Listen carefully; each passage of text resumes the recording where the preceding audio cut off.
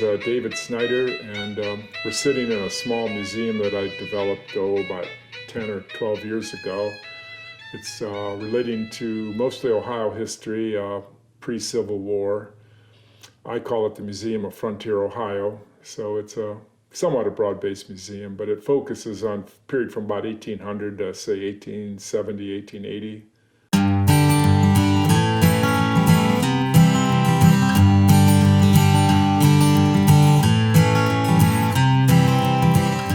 I've always enjoyed visiting museums and often thought I'd like to work in a museum.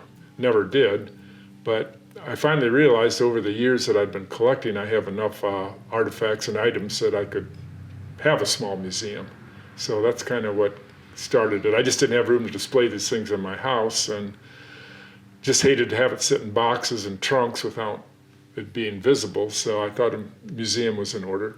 The earliest inspiration that got me interested in this period of history was as a kid watching Davy Crockett, Fess Parker on Walt Disney. And then there was a Danny Boone TV series when I got a little older. But I've always been interested in that. I have a fair amount of books on this subject, and it's just an interest I've always maintained over the years and still do. Most of the firearms that I have on display in here are what you call muzzle-loading firearms. They load from the front of the gun. You pour the powder directly into the barrel, and it's tamped down with a ramrod. So the horns is what you carried your gunpowder in. And horn in that era was almost the plastic of the day. It was used for many different purposes. Powder horns, combs, drinking cups. It was quite versatile what you could make out of cow horn, and it was pretty much I don't want to say everlasting, but it was quite durable. And it was pretty much the plastic of the day. It could be used for many different things. I have a Civil War era pistol that I believe was carried by it would be great uncle, who was in the 72nd Ohio Regiment, which was out of Northwest Ohio.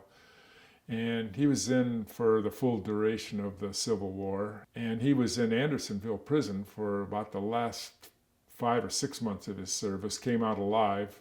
Fortunately, he wasn't really a major war hero, but I know he had a finger blown off at Shiloh. I had his obituary, and he was in some of the major battles, but I guess his main claim to fame was just surviving Andersonville prison in Georgia.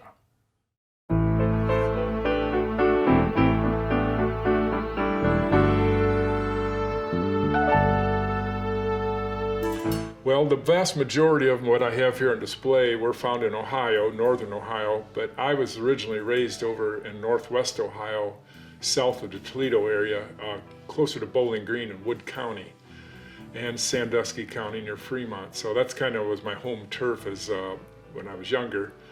And virtually everything that's on display here was found in northwest Ohio. I had friends who are PhDs in archaeology, anthropology, and they were a guiding force for me, and so I tried to collect correctly. Everything's documented and on topographical maps, and so it's not a monetary collection, it's more a scientifically valuable collection. This museum is located at 3841 Pymatuning Lake Road. It's just a little bit north of Andover, Ohio. I'd like to share it with people, that's kind of why I like to have this museum, just to share it with the public. People are genuinely interested in it. I don't really have any set hours I'm open. I have business cards I pass out.